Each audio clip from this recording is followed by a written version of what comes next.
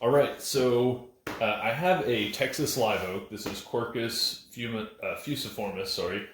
And I got this from a guy down the street. There were some arborists who were cutting down this tree after we had a big freeze here.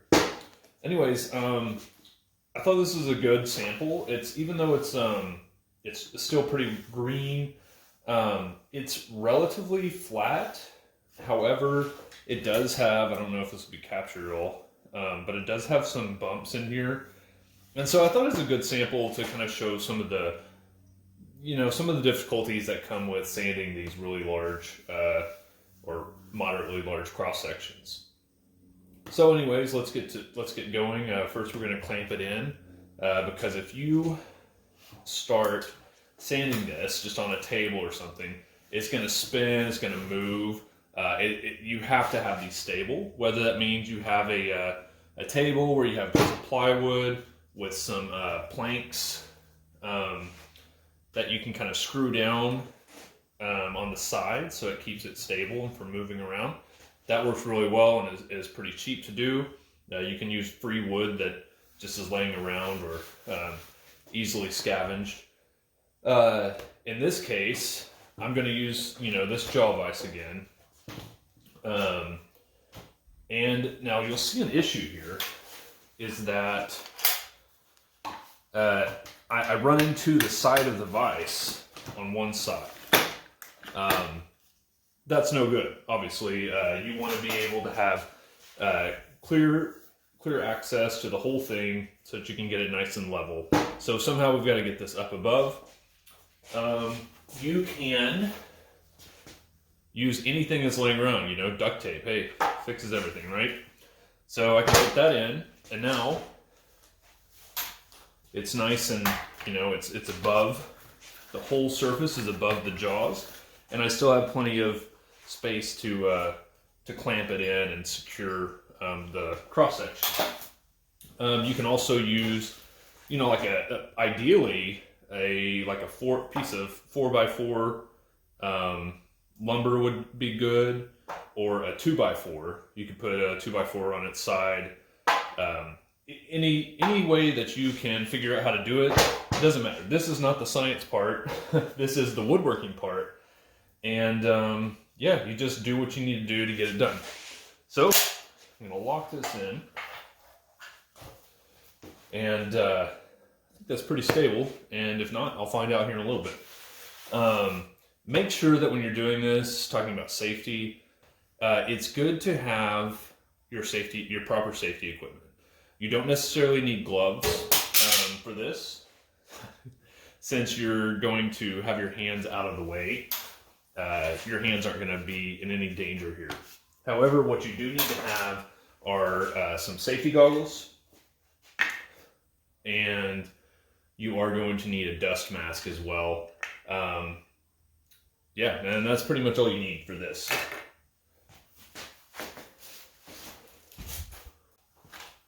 Okay, so you notice I don't have the sanding belt on right now because I want to show you how to do this. It's really simple and intuitive, but it's good to kind of show these things just in case.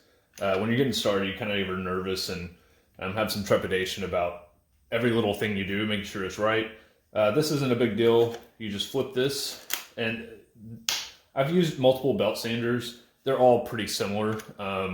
They have some sort of spring mechanism that will pull in the belt tensioner here. That's what that's called, belt tensioner. And then they have arrows on the belts usually.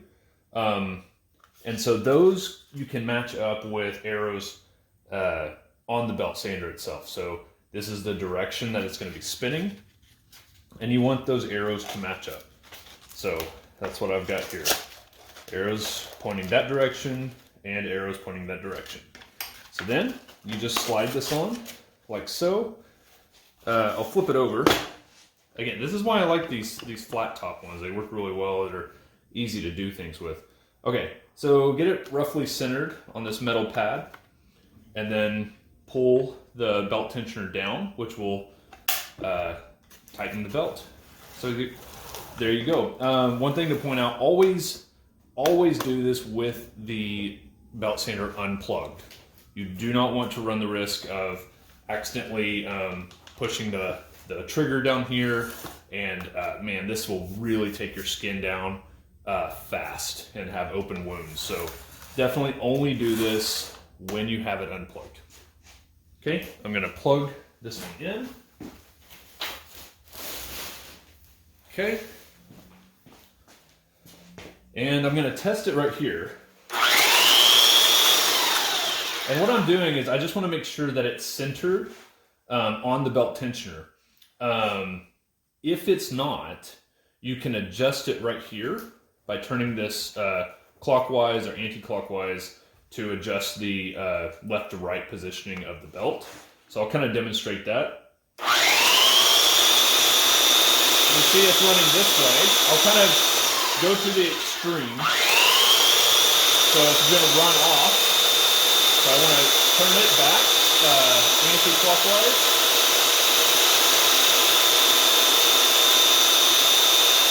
So where it's centered, both on this metal pad and on these rubber or metal cylinders that hold the belt on.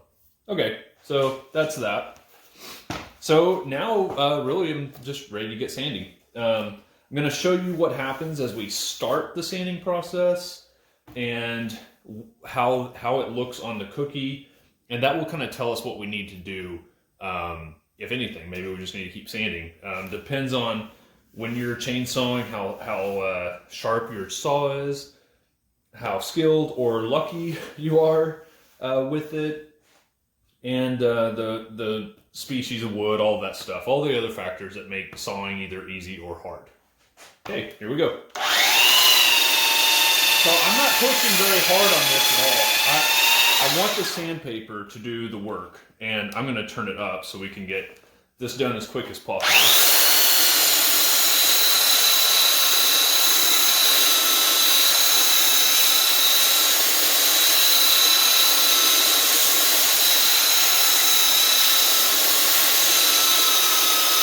You don't want to stay in one spot for too long. You want to move it around all over. And basically, where it's taking it down are the high spots, right? So you just want, what you're trying to do is match the lowest spot or find the lowest spot, and then you'll want to just make it even from the lowest spot. This has a lot of dips, but you can see right here, it's hitting these high spots. So we're gonna really focus on getting these high spots down until we're starting to kind of get even sanding all over. Again, I'm not pushing down very hard at all. I'm going to go over the entire surface. One thing that is very typical of people that are starting out is to sit real long on the sides, you know, where the bark is. Don't do that. What you'll end up doing is you'll round this over, or when you're sanding like this, you'll tend to kind of tilt the sander. If you tilt it, well, you're just putting the focus of the sanding disc or the belt sander on this edge, so it's going to really start taking this down at an angle. And then when you start looking at these outer tree rings, the latest years, you're going to see it's really hard to adjust on the microscope, or if you do have a big scanning bed, you're going to see these are blurry and won't come across clear. So you won't be able to, if it's extreme, you won't be able to measure these outer rings very well.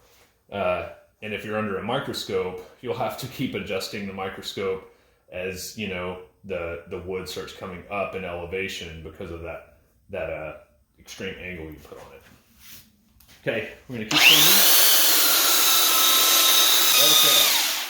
So I'm at a point that I realized this is gonna take a long time to get a level surface here. The reason is just the way the chainsaw was. You can see the saw marks as the chain was spinning, and yeah, it just kind of had this kind of waviness to it. It's going to take a very long time sanding with 80 grit to get this down. This is where a lot of dendrochronologists will use a hand planer, an electric hand planer. I don't have mine sitting out right now, but you can, look up an image if you're not sure what that is. What I'm going to show you is a different method of doing that, and maybe another time I'll show you with the hand planer. But if the 80 grit, because this is just about sanding right now, if the 80 grit won't work, then what I'm going to do is I'm going to switch, and this was a brand new 80 grit belt. I'm going to go with a 40 grit belt. This is super, super aggressive. I mean, really aggressive. Again, I want to get it centered. Okay. Satisfied with that. I put my dust collector back in. This is why you want to be wearing your mask. Lots of dust. And depending on the species, some dust is very nauseous and noxious, and causes a lot of respiratory issues. So, especially for different people, some people are more allergic to other species. So, be aware of that. Okay, so I put the 40 grit on, and we're going to take it down real fast with this.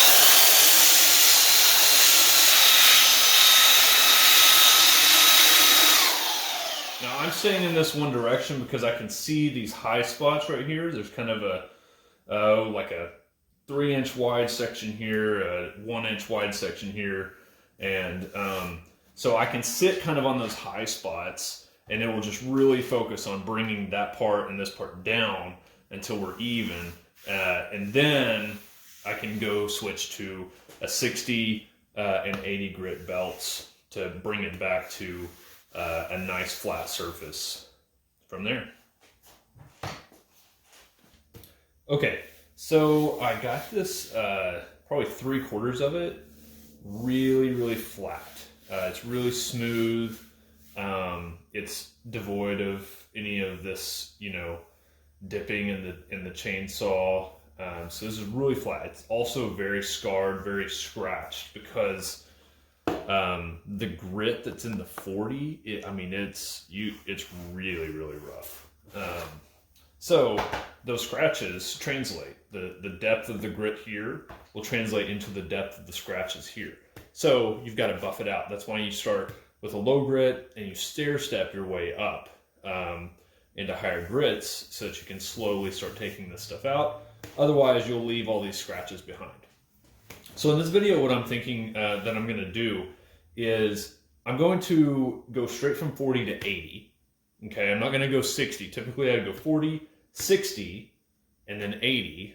I'm going to go straight from 40 to 80 and see how the scratches come out, and then we'll see at the end how effective that was. You can sometimes make up skipping a step by spending more time with a higher grit. So like if I go from 40 to 80, it may just mean that I have spent more time on the 80 and it will slowly bring it down. It just isn't as quick as if I would just take the time to switch belts in that way. So I'm going to go 80 grit. I'm going to leave this in here so that we can demonstrate at the end of this the perils of not sanding flat all the way and leaving in some some saw marks and rough patches where we didn't sand it real smooth.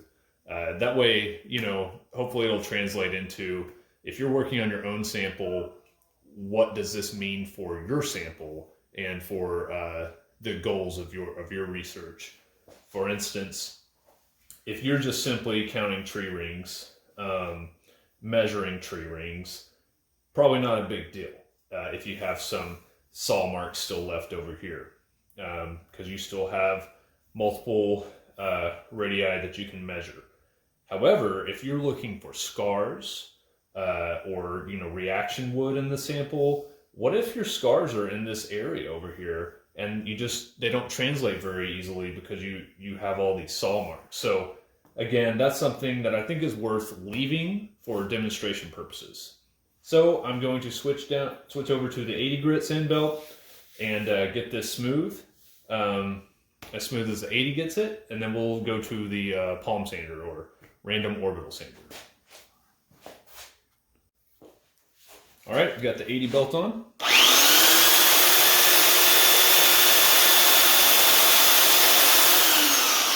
Okay, that's good.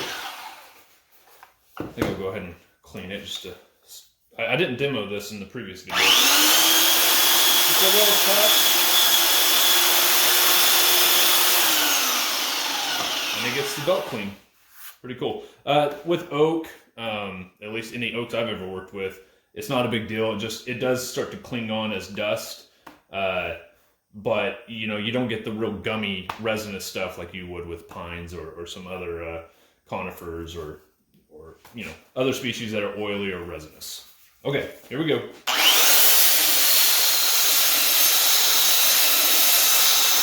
now that it's flat, I'm just gonna kind of go back and forth with it. I'm not putting any real pressure on this, just the pressure it takes to stabilize it.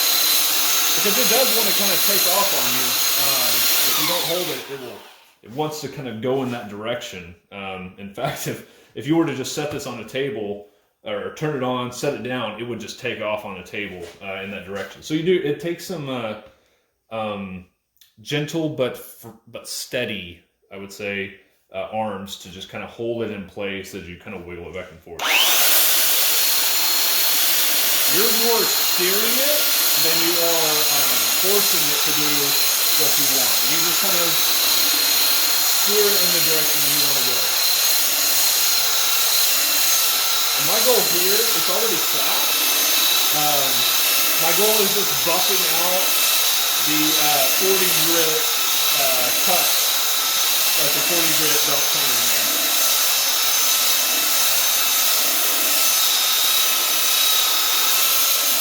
Again, I'm going to kind of go this direction as well.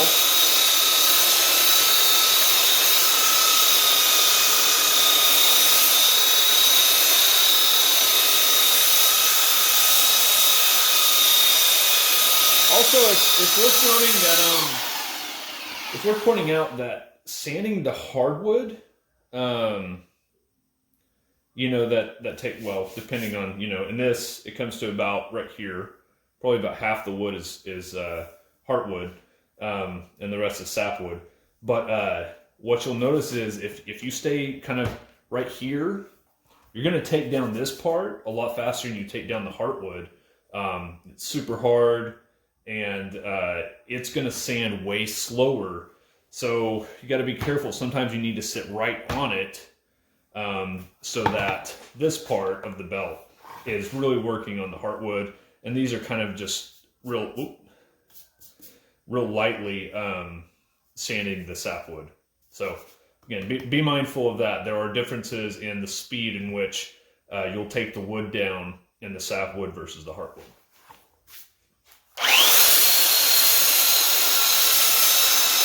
Now I'm going to keep going on this until I don't see those really deep lines that are etched in by the 40 grit.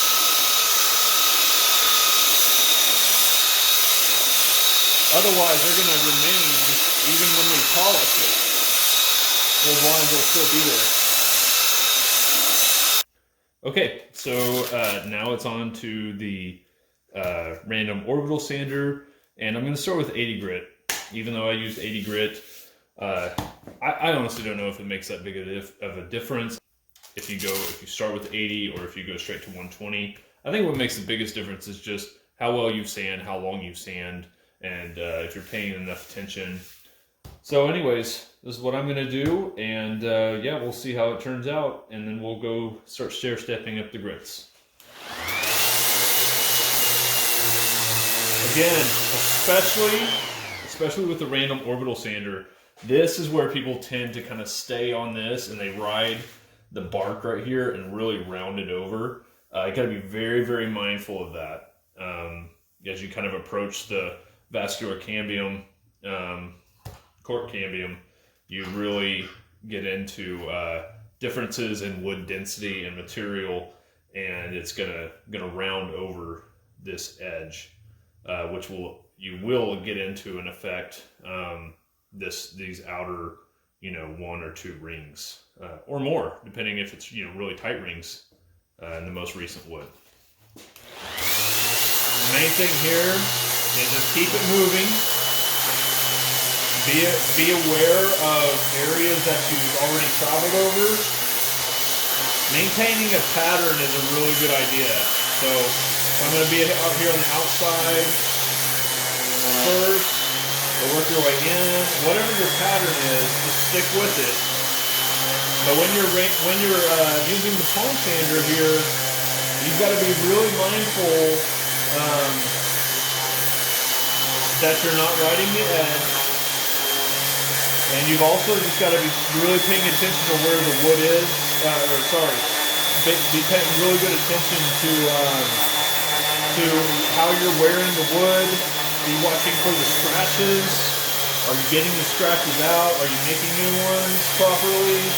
That kind of stuff. What they're trying to do here is eliminate all the straight scratches, because those are made by the belt sanders, and you got to get those out at this step. If you don't, they're going to remain in there. It's likely they're going to remain in there.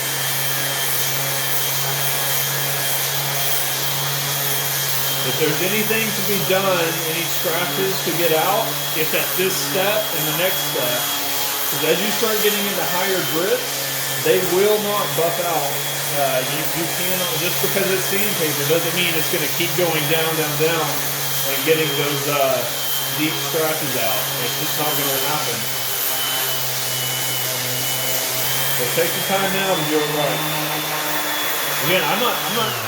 If you push down on it, there's no reason to do that. The sandpaper is going to do what it's doing. If you put pressure, you're going to end up doing uneven pressure in certain spots. So don't do that. Get in the habit of just letting the paper do its thing and trust the grits. I'm not a golfer, but I have golfed before, or something close to it. And it's kind of like that. It's, you know, from my understanding, like you want to use the right club for the right distance, and your swing remains relatively the same. This is the same idea. It's the same principle. I'm not going to push harder because I'm at lighter grit or heavier grit. I'm going to use the same pressure. It's just I'm using the right club for the right distance, or I'm using the right grit for the right depth of cut.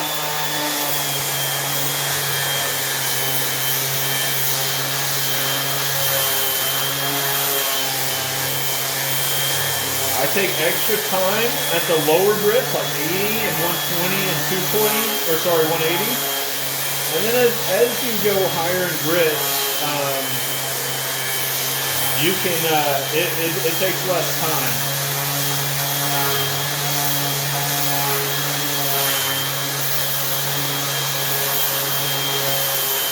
See, I'm leaving this. I can't really, if I'm going to get this out, I can dip that out with 80 grit, but that means I'm going to have to do this.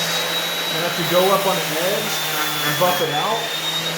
If I do that, it's going to make a dip in there. So that's what I'm doing right here. Like, I can do that and buff it out, but it is not going.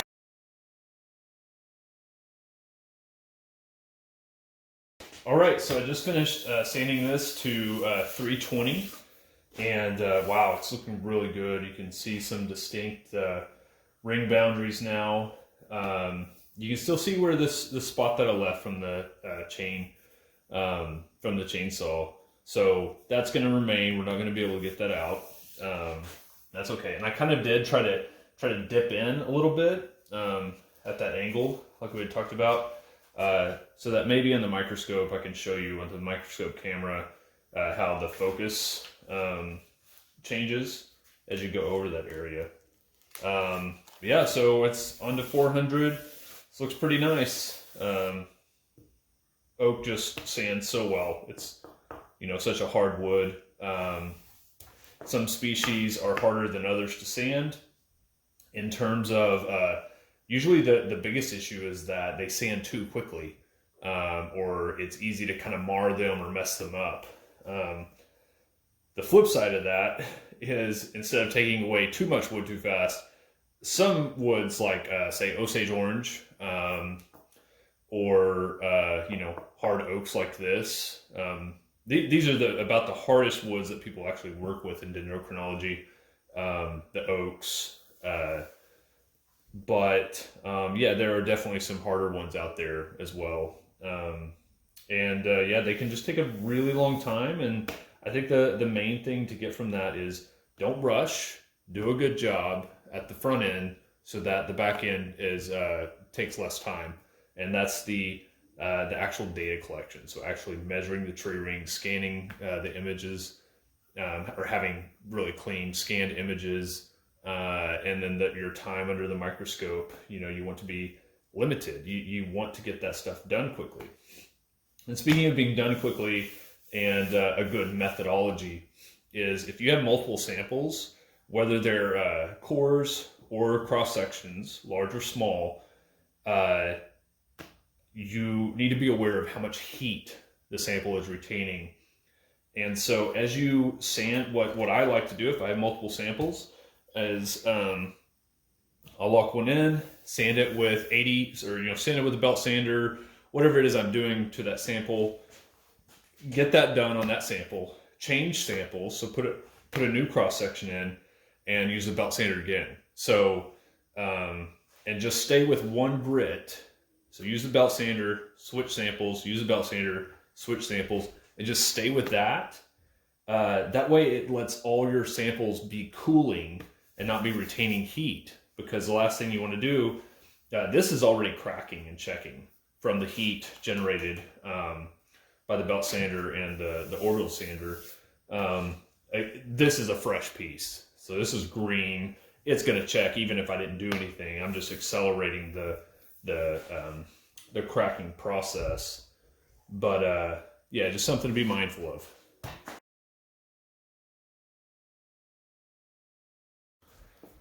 Okay, so this is in the red oak group, this Texas live oak. It has really nice clear vessels that aren't clogged with tylosis, and this should clear up really good and have some really nice clean vessels to look at under the microscope here in a little bit.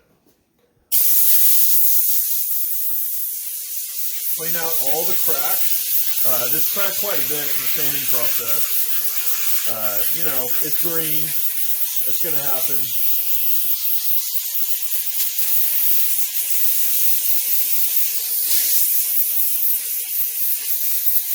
Blow all the cracks out really well. And, you know, again, just like sanding, you got to blow out, you know, the whole thing. Make sure you get the bark, because it's going to have a lot of stuff that's going to junk up a scanner or your workspace. You don't want that. I'm going to have to turn the air compressor back on. I'm out of pressure. You can do this for a while, you know. You'll be surprised as you knock things loose.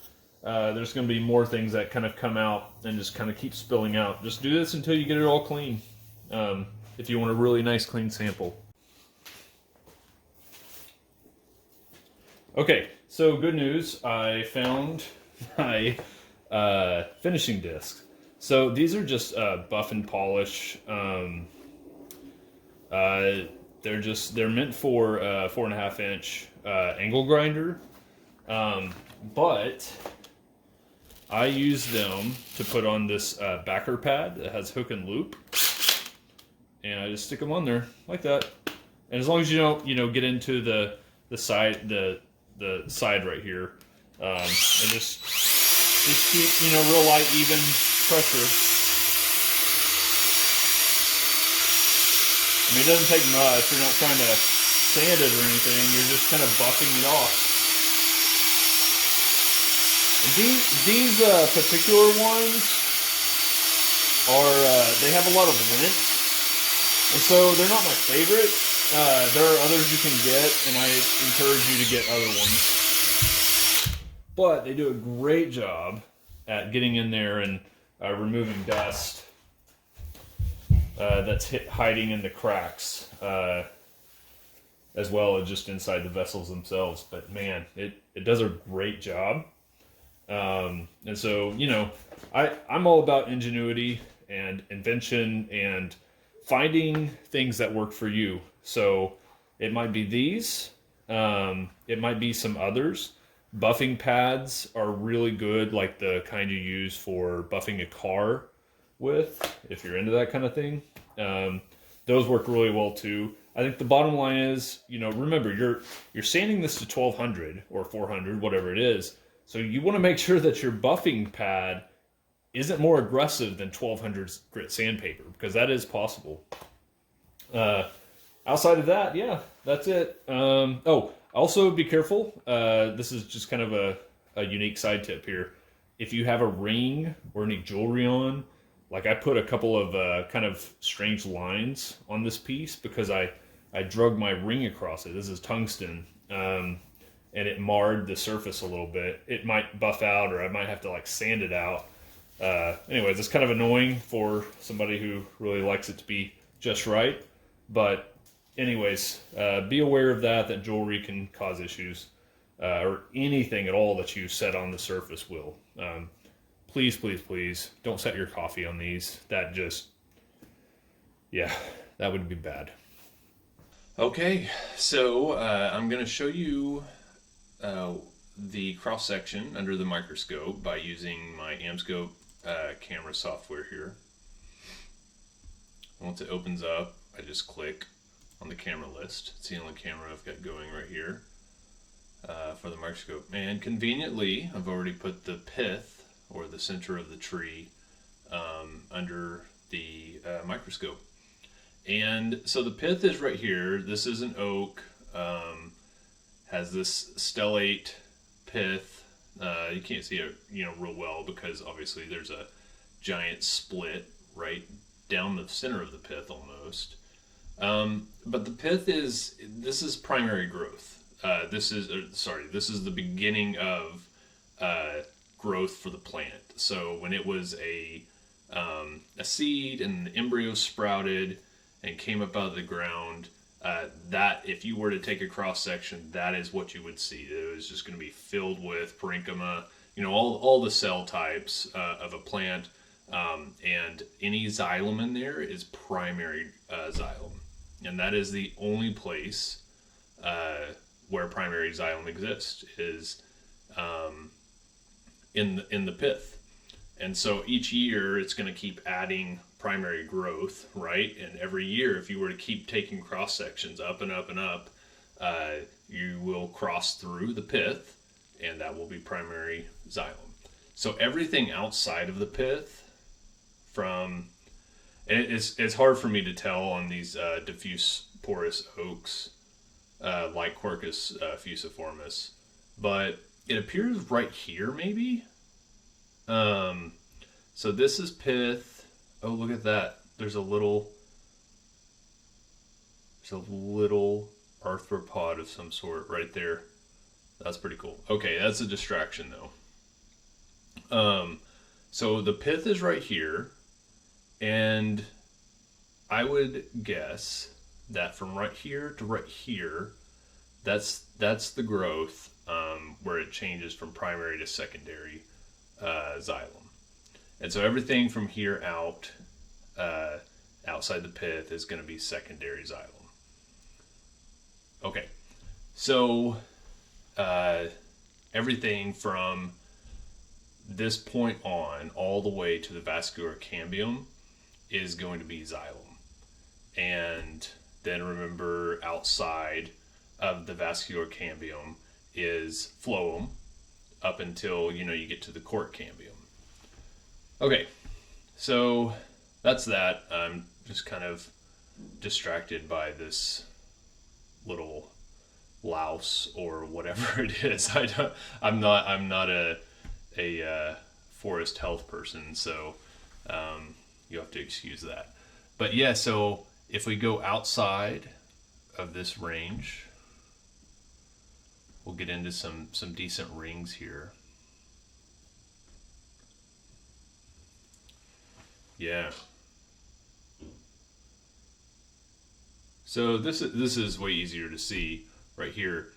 But the reason it's diffuse porous instead of ring porous is this is what it means to be diffuse. So you have these larger vessels demarcating the early growth, early wood of the tree, but the vessels diffuse throughout the late wood.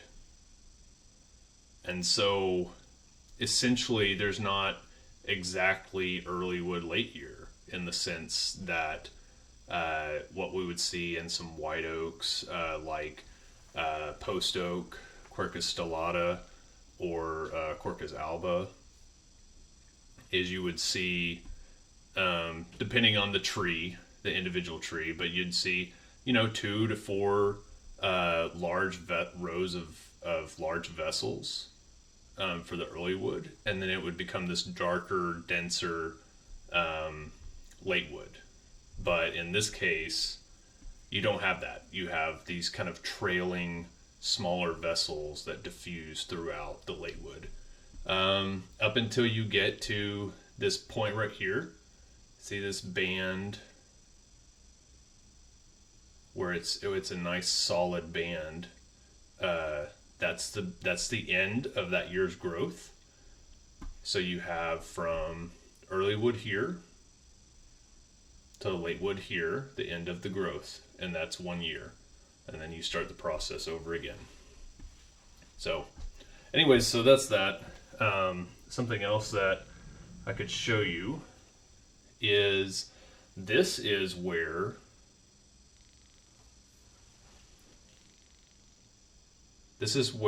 I left the chainsaw marks in whenever we were belt sanding with the 40 and the 80 grit, and we left that the chainsaw marks in.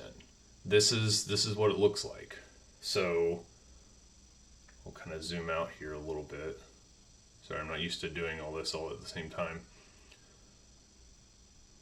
But yeah, so you can see over here to the side, it's kind of in between saw marks, where it's clear, you can see it, but you get in this area, oh my gosh, like it's really difficult. I really need to adjust my lights here, but it's so badly marred by the chainsaw that you really can't make out what you're seeing very well. Especially, just imagine. Let's get over here and this really gross stuff. Yeah. So let me adjust the lights just a little bit. Might be washing it out. But in any case, like, yeah, that's about as clear as it gets. You can see it's really clear right here. But like imagine if you have a fire scar or certain galleries or, some sort of, reaction wood, something anomalous, and you're not going to pick it up because it's all anomalous because it's all scarred by the sanding process. So this is just to illustrate the importance of, depending on your application. Again, if you're measuring, you just kind of need one radius or 2 or 3 radii. You can sand just a path, just a couple inches wide, as long as you can get, good vision of the rings and you have a wide enough portion to, do the job that you need to do, then that's fine. However, if you're not just taking a sample out of the cross section and you need the whole thing, this is why it's vital to sand really, really well. Outside of that, we could look at I always love the outer rings. I say always. I don't always. It depends on the tree. I shouldn't say always. But again, this isn't ideal. I would adjust the lighting and things for this a little better. It's showing up real orange and stuff. But anyways, you can get a really good clear picture of these vessels.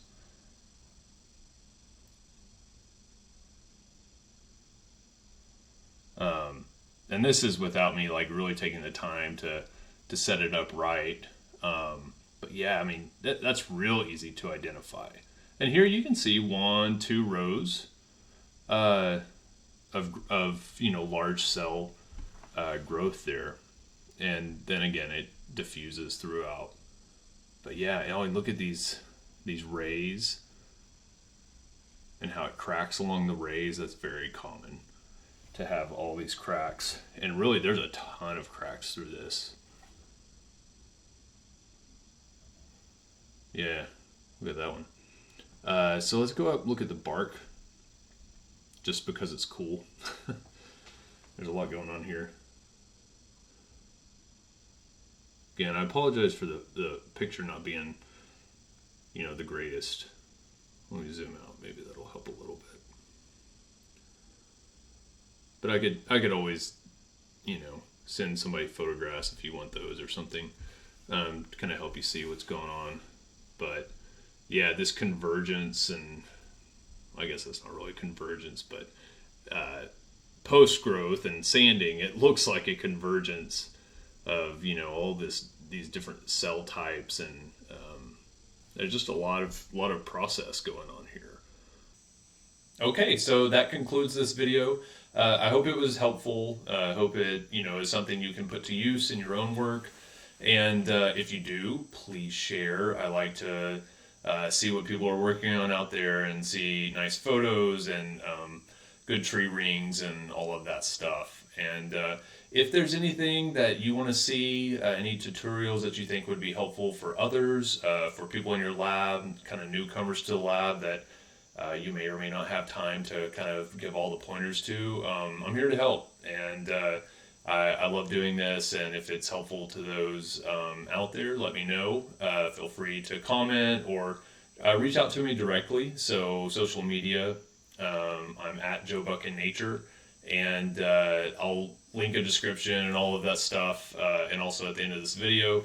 And yeah, feel free to reach out anytime, and we can chat or leave some comments so that I'll know what would be some good stuff to put out there next. So until then, I'll talk to you later. Bye.